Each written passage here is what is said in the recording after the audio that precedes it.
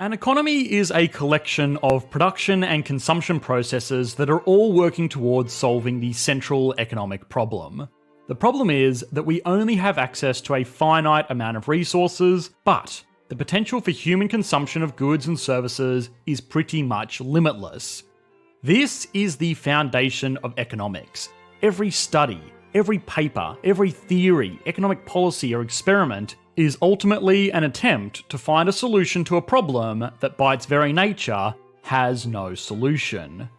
Economics is considered a social science, and although some other scientists from more rigorous fields don't always welcome it into their little club, it still follows the same processes to explore the world around us. And, as with science, or anything that is extremely complex for that matter, there are disagreements between practitioners at all levels of academia and throughout the entire history of the subject. The economic schools of thought are very broad ways that economists are clumped into basic groups. Now, the first thing to know about these schools of thought is that they agree with each other on most issues.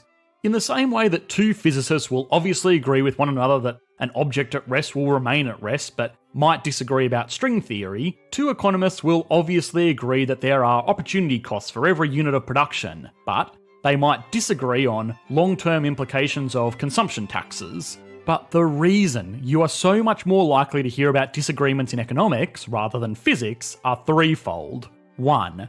The foundation of economics is an unanswerable question, so there is a certain element of philosophy and morality in this academic pursuit, no matter how much economists attempt to sterilize it with mathematics and statistics. 2.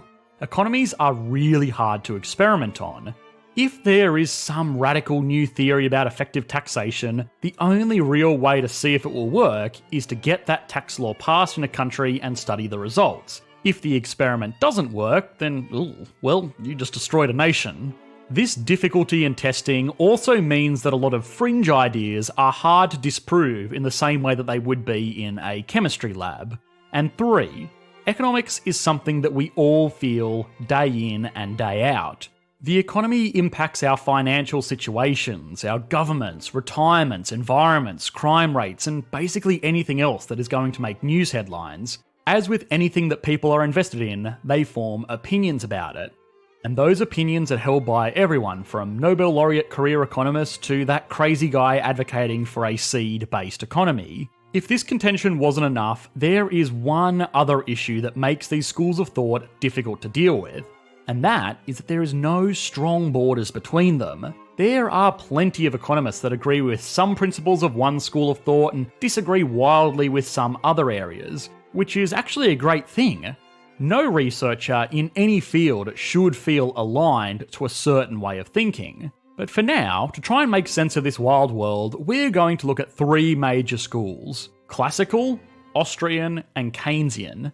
To show the differences between these schools, we're going to look at the way that they suggest solving the central economic problem in key areas. What they suggest the role of government is, what do they think the role of an individual is, what do they propose doing during an economic crisis, and finally, what it is they argue is the key to delivering a wealthier, happier economy. People even knew what they were doing. They were attempting to satisfy their desires with the limited resources they had available to them. This went on for an extremely long time, and great empires rose and lived and died, all while harbouring economies that they didn't think to specifically study. Everybody from Aristotle to Jesus presented an answer to the question, but nobody had yet thought to ask what the question was. Can I have how to satisfy unlimited demands with limited resources for 1,000, Alex? This all turned around though in the 18th century with a man called Adam Smith, who gave birth to economics and formed the foundation of what is now known as the classical school. The classical school of economics, as the name would suggest, was the first incarnation of economics as a separate academic pursuit, distinct from finance, government, and philosophy. The early practitioners of economics, namely Adam Smith, started writing and studying about how the world was operating to increase the wealth of nations. They found that the world at that time was ruled by a theory that went on to be known as mercantilism, which could realistically be its own economic school of thought had it not been so fundamentally flawed. This system relied on nations just desperately trying to hoard as much gold as they could by either exporting more than they imported, mining more of it within their borders or their colonies, or by plundering it through hostile conflict. Now, we have explored mercantilism and Adam Smith before on this channel, so if you want more insight on that, go and watch those videos. But the big takeaway here is that mercantilism was realistically just fine for most nations throughout history. These nations were extremely basic, and their economic success primarily revolved around the strength of their harvest in any given year, and later turned into how many colonies they could claim. More or less, it was a zero-sum game. If someone or some country was getting richer, it was because someone else or some other nation was getting poorer, and mercantilism perfectly mirrored this reality. Having a perfectly run fiscal and monetary policy would not have meant very much to the overall prosperity of these types of very basic nations. It would have been like putting nitrous oxide on a horse-drawn carriage. It wasn't going to do anything, and it would probably just make everyone very confused with its needless complexity. This was all starting to change though, when Adam Smith was putting pen to paper to write The Wealth of Nations. The first steam-powered factories had sprung into existence, and for the first time ever, wealth was not being grown or mined, it was being created en masse, which was a chance for all people to become wealthier. No society can surely be flourishing and happy of which the greater part of the members are poor and miserable. It is but equity besides that they who feed, clothe and lodge the whole body of the people should have such a share of the produce of their own labour as to be themselves tolerably well fed, clothed and lodged. Now this sounds like some commie nonsense, but what Smith was trying to say here is that there is an optimal distribution of wealth creation for all members of society. It definitely should not be completely equal, but it shouldn't be a swelling peasant class holding up a tiny nobility either. The reason for this was not some virtuous quest to feed the poor, but rather it was to develop markets and divide labour. To show the importance of this, Smith used the example of a pin, a small, sharp, pokey metal stick, which sounds like an extremely simple product. But if a single worker was to wake up in the morning and dedicate themselves entirely to making one single pin, they probably wouldn't be able to do it because they would need to mine the materials, refine the steel, forge it, and then sharpen it just to make one pin. Of course, if all of these tasks were done by separate workers, then they could just focus on their individual role and producing pins would become a lot easier. So much so that there would be an abundance of pins that they could then share around between all of them, and everyone would have more for having contributed to this process. Now this example of one person making a pin sounds pretty silly to us, but for a long time, this was effectively how economies operated.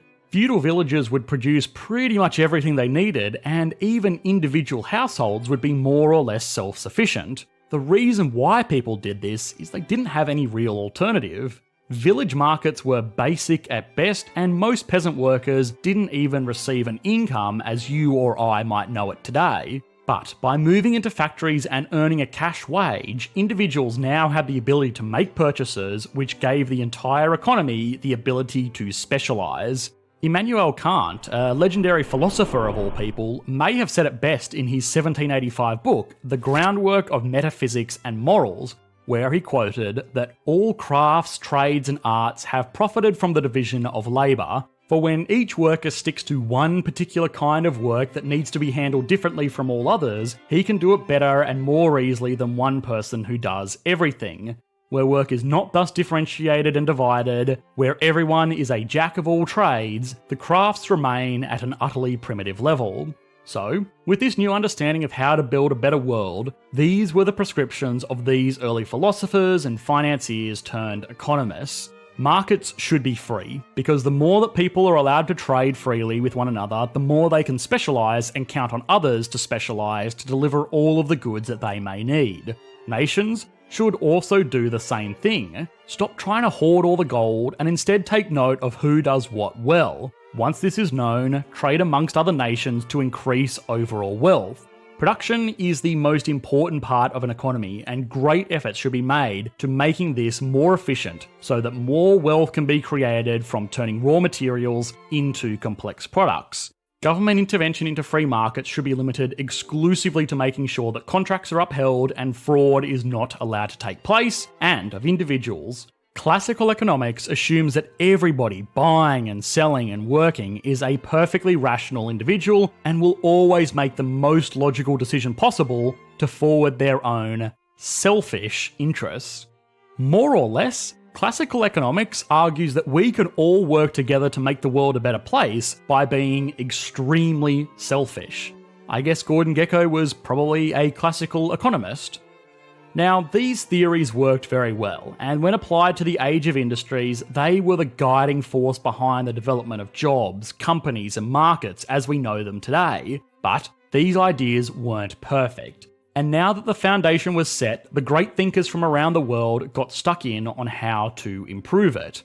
The first to really shake up this new way of thinking were a collection of economists from Vienna who went on to form the Austrian School. The Austrian school shares a lot of similarities with classical economics, and most of the economists that have now gone on to define this particular school of thought didn't even know that they were forming one, in the same way that Adam Smith probably didn't even know he was creating the discipline of economics. Rather, these early academics were trying to fix up some loose ends of classical economics primarily by realizing that an economy wasn't some amorphous blob of production, but rather it was a collection of individuals. With this, these scholars started adding in more allowances for how individuals acted and specifically how they valued things. Karl Menger was the father of the Austrian School of Economics and is credited with contributing to the theory of marginal utility alongside his student Friedrich von Weisse. The theory of marginal utility was an extremely important contribution to economics as a whole. It argued that goods provide a utility, but their utility is decreased for every extra unit of good that there is. For example, the extra utility someone gets from having one kettle, as opposed to 0 kettles, is pretty big. Suddenly, they can boil water and make tea or coffee where they wouldn't have otherwise been able to in the past without their kettle.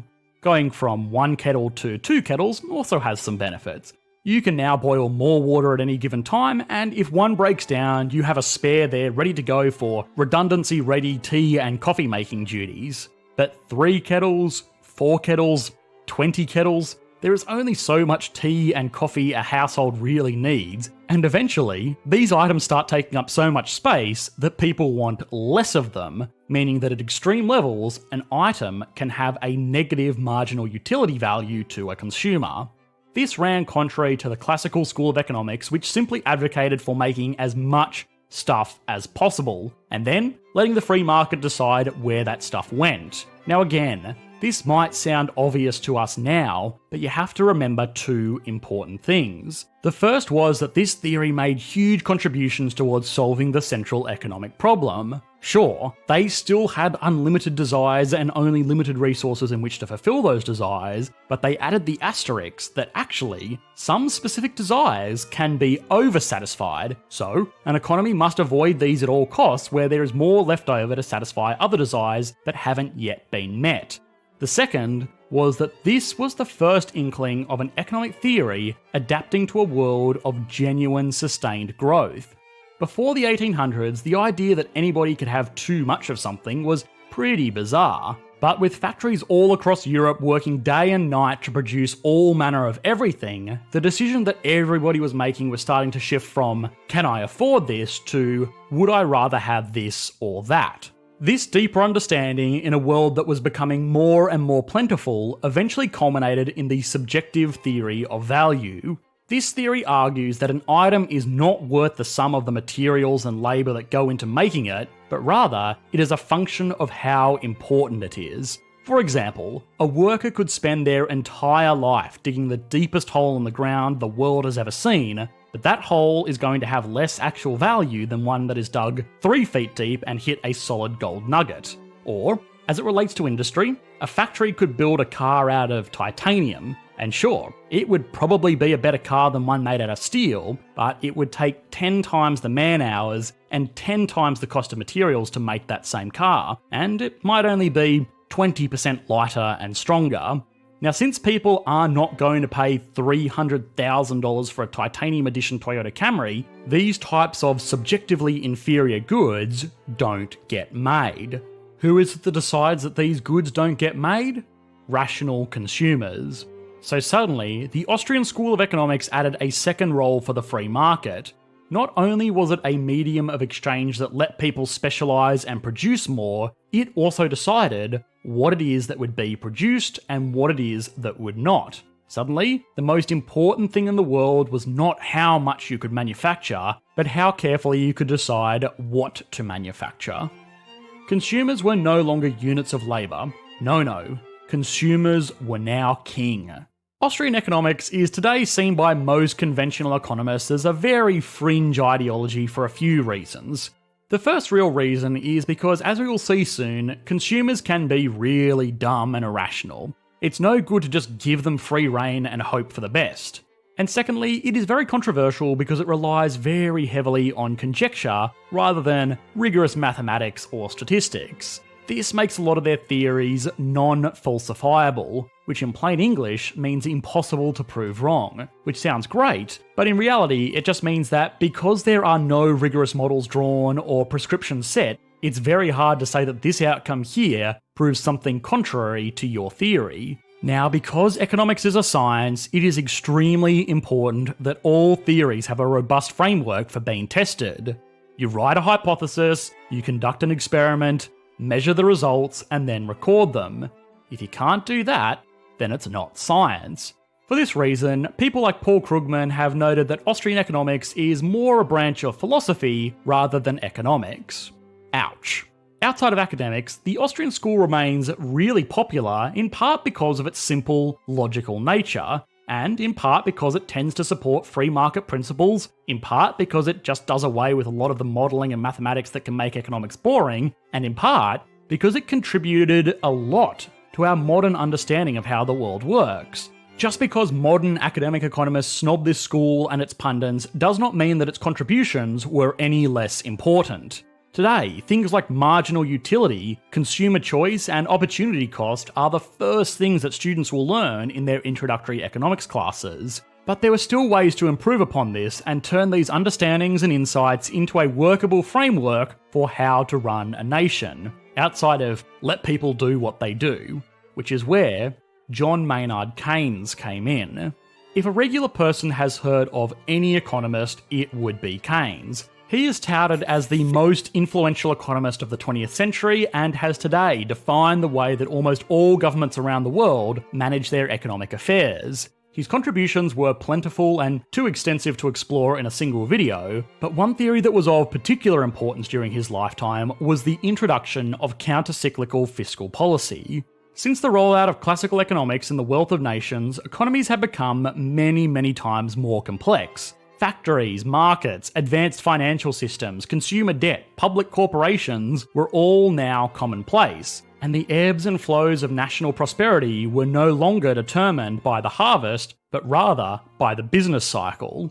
Around the early 1800s, economies started experiencing ups and downs that could no longer be explained exclusively by outside forces, but rather by the sentiment of the people within the nation.